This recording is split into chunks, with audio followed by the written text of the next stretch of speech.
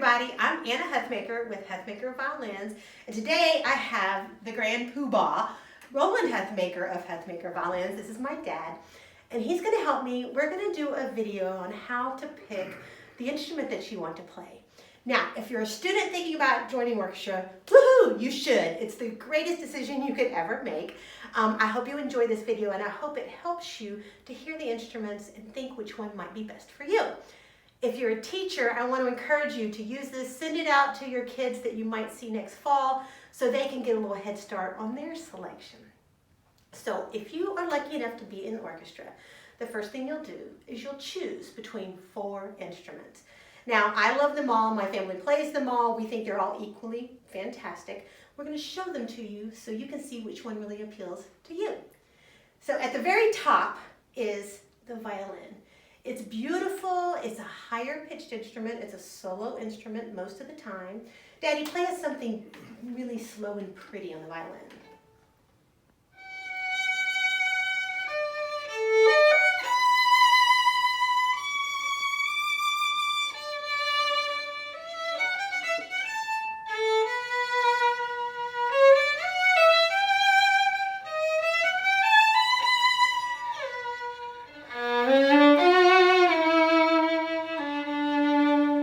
Now you can see that it's lovely and these beautiful high-pitched solos. But wait, Daddy, don't go anywhere, because also the violin is good for a lot of fun music too. Now you may have heard of Lindsey Sterling. There's a lot of cool stuff out there, but you can also play a little fun stuff. Play us a little fiddle.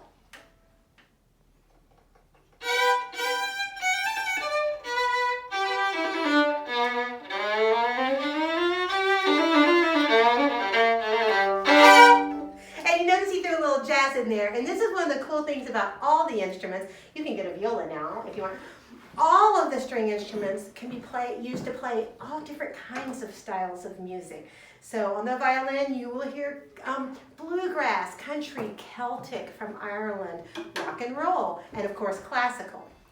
Now the viola is the next instrument, so we're going down in size. We're also going down in sound. Because if you'll notice, the bigger they are, the lower they sound. Now he's holding up a violin and a viola, so you can see the difference. If you're young, if you're in 3rd grade or 5th grade, your violin and viola are going to be the same size, but the viola will sound lower. So this is a throatier sound. A lot of times the viola plays the supporting role, the harmony. Show us what a viola sounds like, Daddy.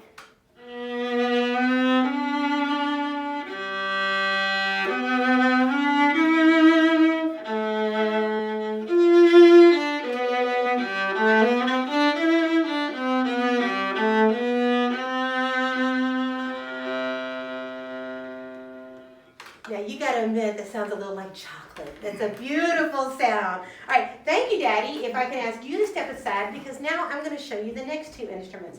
So my parents play violin and viola, and I was raised playing cello, and now I also play string bass. Let's start with the cello. If you choose the cello you will sit down to play. Violin you can sit and play in orchestra, or you can stand. Viola, sit or stand. Cello we always, pretty much for the most part, sit. The cello,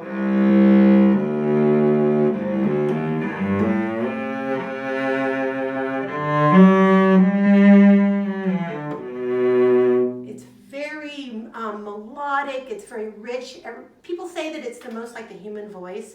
The cello, I think, is the most romantic sounding of them all.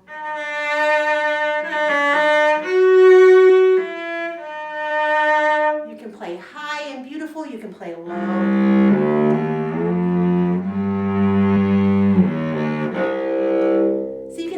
A nice wide range. If that sound appeals to you, you're going to want to be a cellist.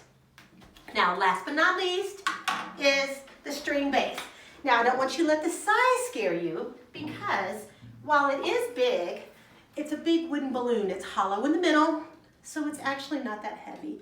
And they make different sizes to fit kids, so yours might not be as big as mine is. As you can probably guess, being this big, it's low sounding.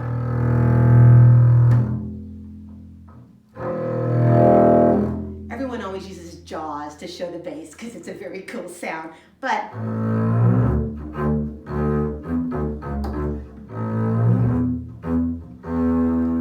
Now, the string bass, you'll see if you go see a symphony play, some of us play standing up like I'm doing, some play sitting on a tall stool.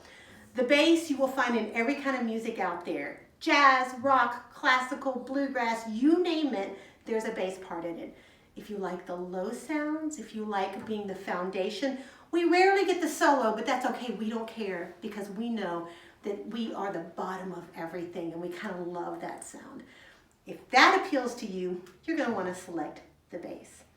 Here's the thing I want you to know about being in orchestra. A couple things. The first is it does take time. It takes practice and it takes discipline, but it doesn't take hours and hours and hours. Like my mom says, if you practice a little bit on the days that you eat, then you're going to do just fine. The other thing I want you to know about orchestra is when you join orchestra, you're joining a family within your school. Your other classes may end up changing throughout the years. You may be in different English classes and math classes, but your orchestra family will stay the same. Last but not least, this is where I want you to trust your instinct.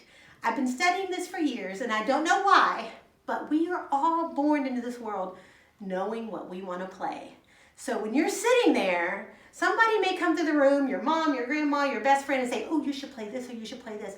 Whatever's speaking to your heart, that's what I want you to play. Same thing goes for if trumpet or clarinet calls to you, if singing alto in the choir calls to you, go for those also, because it's all about playing music and that's all we really care about. I hope to see you in an orchestra concert soon. If you have any questions, you can email me at huthmakerviolins.com. Now, go join orchestra.